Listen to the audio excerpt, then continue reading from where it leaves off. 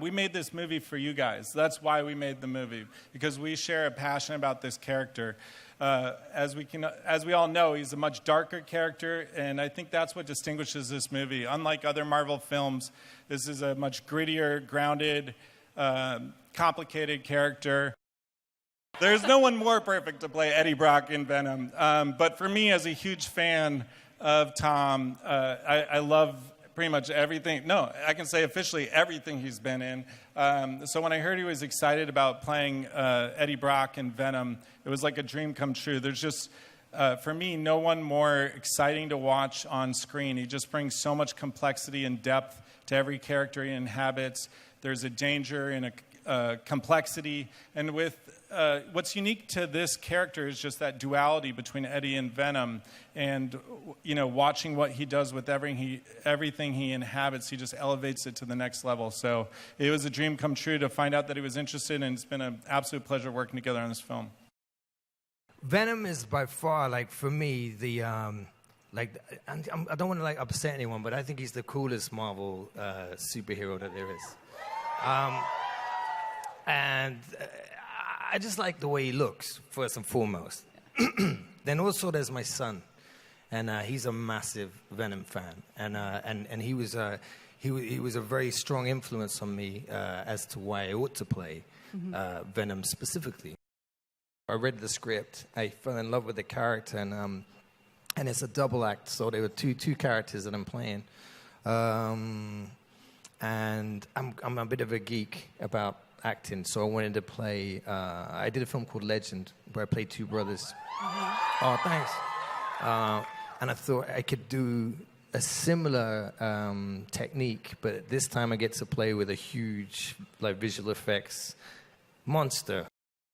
I got to give a lot of props to the sound boys, Coffee and Patrick, who actually, I would record Venom up first before I did a scene with Venom, or other actors who had to work in the scene with Eddie Brock and Venom together, but they couldn't hear necessarily Venom, but I could. And the sound boys would listen to my cues or the other actors' cues and have to play or interrupt other actors with the right lines at the right time. As a director, it was just so exhilarating to watch him have these conversations with himself all at once. I mean, seriously, like, because he is two different beings are occupying him, living in his head simultaneously, and the way he's able to be interacting with Riz in a scene, but also reacting to Venom, who's talking to him in his head, at the same time just watching at the monitor. It was just, so fun to see the way he was able to create this world.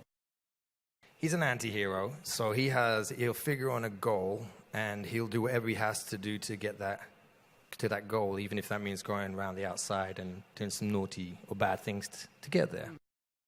He kind of finds his perfect opposite partner in this huge, great alien beast that arrives and lives rent-free in his body. and no one will believe him that it's there. Carlton Brake is a genius, a billionaire, an inventor, and he's made a lot of scientific breakthroughs in his time. And at this point, the Life Foundation, which is the organization that he founded, is trying to answer the question of what does the future for humanity look like? Because planet Earth is almost done. As you saw in the footage, it's like we're on the brink of ecological and environmental collapse. So he thinks probably we've got a future in outer space. So it's in exploring that he comes across the symbiotes. From Carlton Brake's point of view, he's really trying to do right by humanity, trying to ensure we've got a future. It's just that old saying, sometimes to make an omelette, you've got to break some eggs. Michelle is awesome. I wish she was here now, actually. She would love this. She's a brilliant actress, and like through and through. Like there's nothing that actor cannot do. She's brilliant, and working with her, she's a consummate pro. She's super patient with me talking to myself all the time, trying to figure things out. She's a problem solver, and she's awesome. She's an awesome actress. So working with her is a delight. She just brings such a warmth and humanity to the character, but she's really strong. I mean, as people remember from the comics, Anne Wang is a really strong character, and I think Michelle did her justice as far as just being, a worthy adversary to Eddie Brock. If Riot's an adversary to Venom, we can say that Anne is a worthy adversary to Eddie. Jenny Slate, who I'm a massive fan of her as a performer and a comedian, she plays the lead scientist at the Life Foundation. So it was interesting because, I mean, I think she's going to be a real discovery for a lot of people in terms of the kind of role she plays. Here, she brings a lot of soul and warmth and humanity to this character, to this scientist. But in between takes, she just had us in stitches. She's so funny. She's just, I mean, I just really want us to be able to leak the footage of behind the scenes of what she was doing between takes. I think we can all agree it would be pretty amazing to see Spider-Man and Venom face off in a film. And I know I can speak for myself when I say that I'd be really excited to go see that film. So I have to think that the studio is thinking the same way, and that at some point down the road, they're going to run across each other's paths. Tom Holland recently said that out of all the characters in the Marvel's universe, the one that he would most like to face off with is Venom. So, how do you feel about that? Who, me?